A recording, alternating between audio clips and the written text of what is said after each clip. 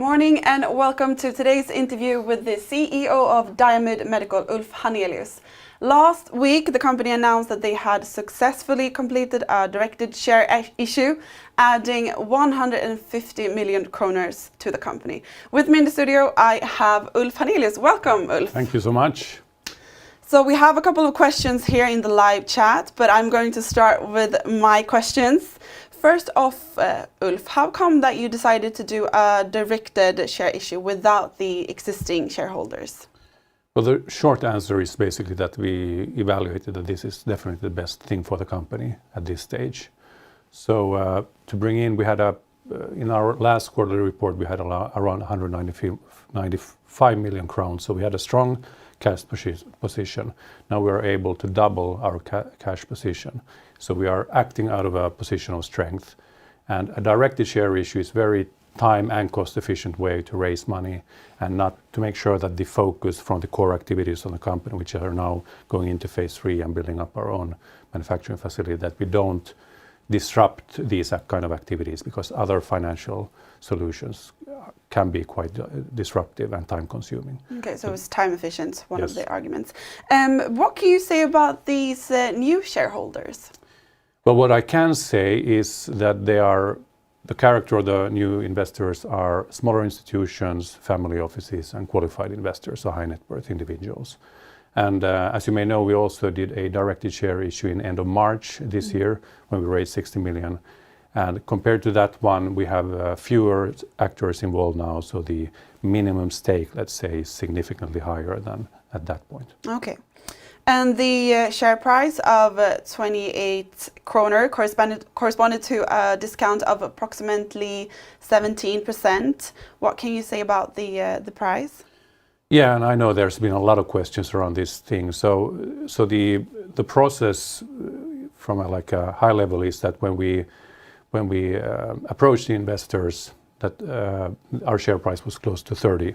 So the interest was then based on that share price. And then, well, we always want our share price to increase. And I think our history shows the last few years that we'll be very good at that. But now one could say, unfortunately, during this process, we had a strong share price increase during a single week. But the interest from the investors was based on the price, which was close to 30.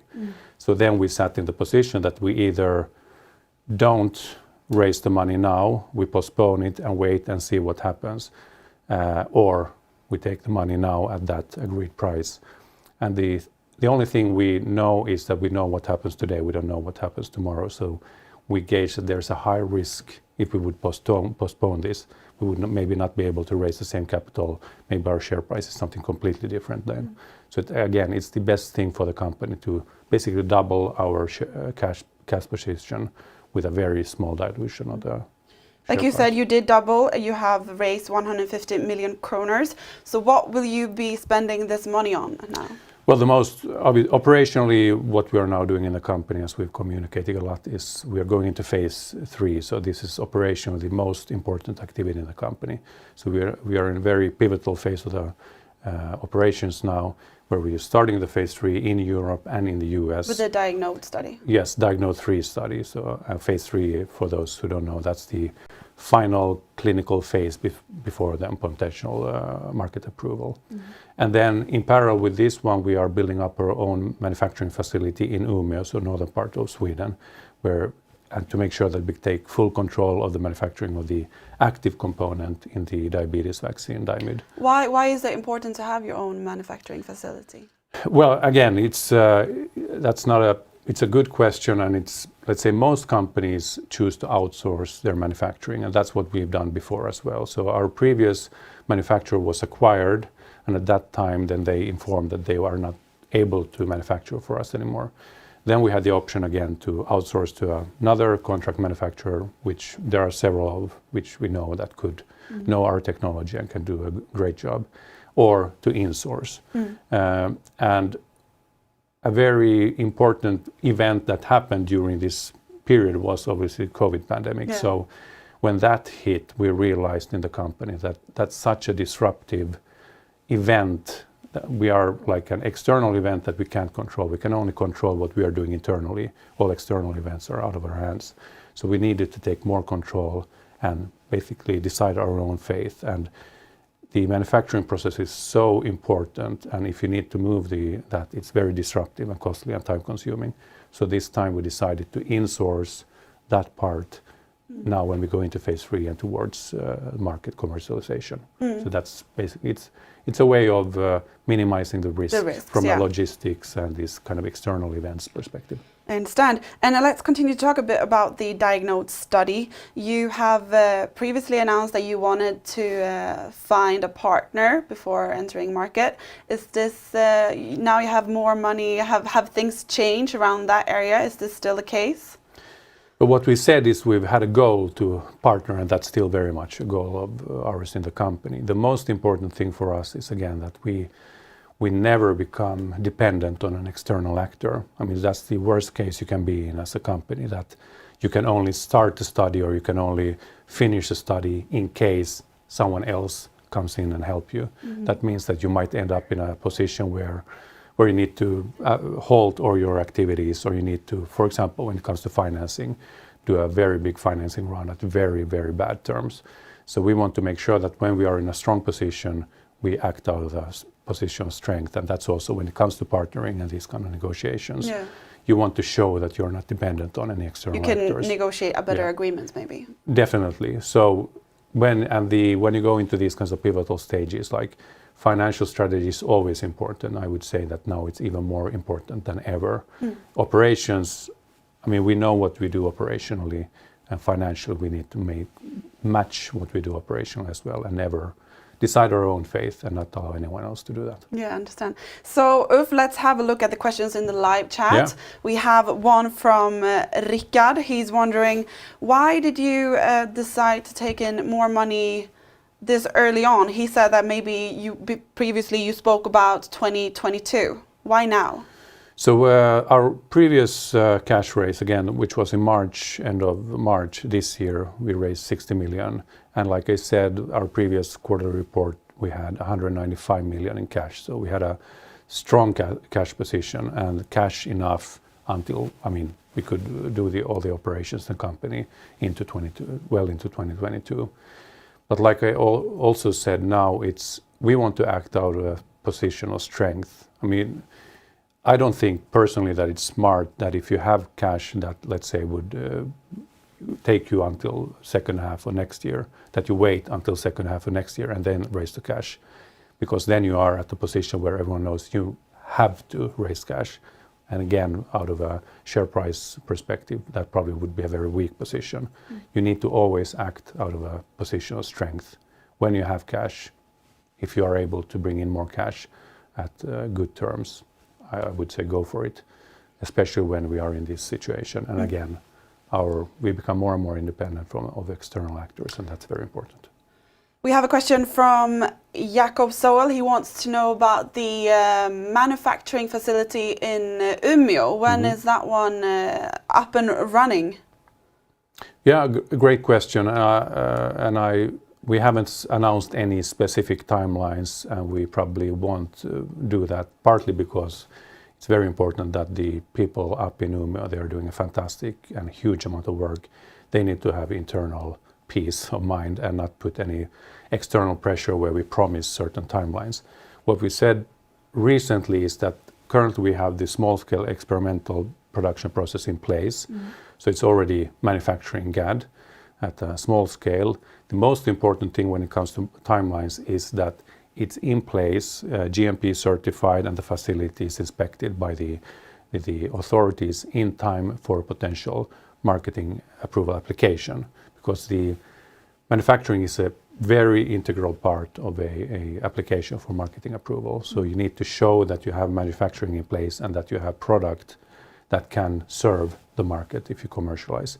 So it's important that the facility doesn't become a bottleneck for us if we, for example, would see that we can go faster to market before the phase 3 is finalized, for example. You have another study as well, the LADA study, if I pronounced that correctly. There's Jacob, he also wants to know, when can we expect the first results from that study? Yeah, and we've actually announced that, so and I just checked that. So we've said that it's the beginning of next year we could have the first 5-month interim results. So it's in total a 12-month study, so each patient is followed for a total of 1 year. But we will have results from 5 months where we will look both at safety and immunological endpoints. So, and that will be beginning of next year, it's expected. Okay. And then the trial will be fully finalized end of or second half or towards the, I think, third quarter next year. We'll have all the results in place. And we have a question about, I assume that this is about the Diamyd study. It's about the injection with GAD65. Yeah. When do you? So this is a small population group, right? It's not small, but it's a predefined group of individuals who have a certain genotype, let's say, and that's closer to 50%, half of all newly diagnosed type 1 diabetics. So it's quite a significant population. If you take all newly diagnosed, it's more closer to, let's say, 35-40% of everyone, at least in the Western world where we have data and there are other publications. So it's a quite sizable population. Yeah. And this we've shown again that it's the GAD65, which is the active component in our diabetes vaccine. These individuals who have this specific genotype, they seem to benefit, so they get a positive therapeutic answer to our vaccine, whereas the other population who don't have this genotype, they don't seem to benefit. So now we are moving ahead with our diabetes vaccine in this specific population, and importantly in the phase 3, which starts now, we are only including those individuals who have the right genotype. Okay. We are not going to treat anyone where we already know that they most likely won't benefit. Yeah, that was the question. Yeah. If you can see anything that you will be able to do anything for the other population without that. And it's a great question, and it might be, and I truly believe that probably in this larger group that don't benefit, I do think that there are individuals who do benefit, but we need to do more probably research to find out who they are. But most importantly, and also what we file patents on, is that, and we have this first patent now approved in Europe, where if you have this genotype, you should treat with GAD. But in those same patent applications, we have specified if you have this other genotype, you should use another antigen, like insulin as an antigen. So that's definitely a potential for us either to, for example, in-license that kind of a technology or develop our own technology to start also serving this other group. But most importantly, we already have IP, like patent applications that cover that other population. But I would say the most important thing is that we can now go to market with what we have, and that will open up completely new possibilities, both in continue individualizing the current therapy, but also looking at other therapeutics that we could bring into the company. I see that there are a lot of questions asking more about, if you could maybe clarify a bit more about why this this raise of capital was a directed share issue and not to all the existing and again, I mean, shareholders. And like I think we also said that in our press release, but we are always evaluating different ways of financing the company. So there are many different ways of doing it. There are some ways are completely stupid, that are completely off the table. You will never do that. Where, I mean, you will completely kill the share doing that, but you can definitely finance the company. But this was, in this case, when we already have a strong cash position, but we are able to double it with 150 million, which is a very sizable sum, but it's still not like a huge sum. The best way of doing it is doing it through a directed share issue, which is very quick and cost efficient compared, for example, when you do this, when you go to the existing shareholders.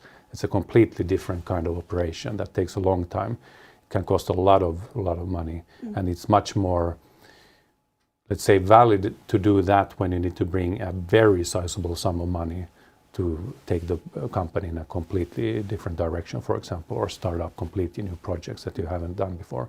So this was the best thing to do for the company and therefore the shareholders at this time. And it's also a very small dilution of the share price, so double the cash but still dilute the existing shareholders, very, very small amount. So now when you have raised the money, where is your focus right now? And phase 3, definitely. That's something we've been working for, let's say, for 1.5 years. Even before we got the phase 2b results, we started preparing for this. So a huge amount of work has gone into the phase 3 design, and that's something where the goal is to have the first patient in this year, later this year, and it will be in several European countries, in the US. So phase 3 on 2 continents, so that's a huge undertaking. But are you being very much affected by the pandemic? It's a good question again, something we've definitely taken into account both in the design and how we'll run this trial. The most important thing for us, which is a huge benefit for us compared to many other therapeutics, is that we have a safety profile. So far we've done trials with more than 1,000 patients, never shown any serious adverse events. And maybe in a pandemic, the most important thing is that we don't increase the risk for infections because we don't do immunosuppression. We're only specifically using a single component that belongs in the body. We reprogram the immune system. So the immune system only changes the way it reacts to this component. Nothing else changes, which means that if you are an individual who would like to participate in a clinical trial or a treating physician, you can be much more assured that you don't increase the risk for COVID infection, for example, by participating in this trial. So that's very important. Yeah. But we also built in other kind of like risk mitigation factors into the phase 3 to make sure that we can operationally drive it as efficiently as possible despite this pandemic. We have a question from Björn Berg. He wants to know, why did you decide to invest in NextCell? Well, that's something the company has been involved with NextCell now for many, many years. And it's what we said is that, well, stem cell therapies or stem cells in general, that's something that is definitely up and coming. And I would say it's more than up and coming now. You already start to have the first approved stem cell therapies. So it's something where we want as a company to be involved. We are not directly operationally involved, but we are the largest shareholder in NextCell Pharma currently, so that we are kind of, how do you say in English, but bevaka this area. Like you're watching we are monitoring closely. and closely. Yeah. And again, as you may know, NextCell Pharma, their primary indication is type 1 diabetes as well, which is in our interest. I mean, the vision of our company is to cure type 1 diabetes, and stem cells might very well be part of the solution if you want to cure. So that's why we are investing. But it's also important to know that, I mean, we are operationally always need to make sure that our resources go to our main operations. We are not an investment company, but we have been very successful with our investments previously. For example, Diamyd Medical, we were a small shareholder and that was bought by Medtronic, and it was a great investment for us, which has also helped us financially a lot. So. Well, Ulf, thank you so much for joining me today and answering all of the questions in the live chat. And thank you guys for watching. I hope you will have a great day.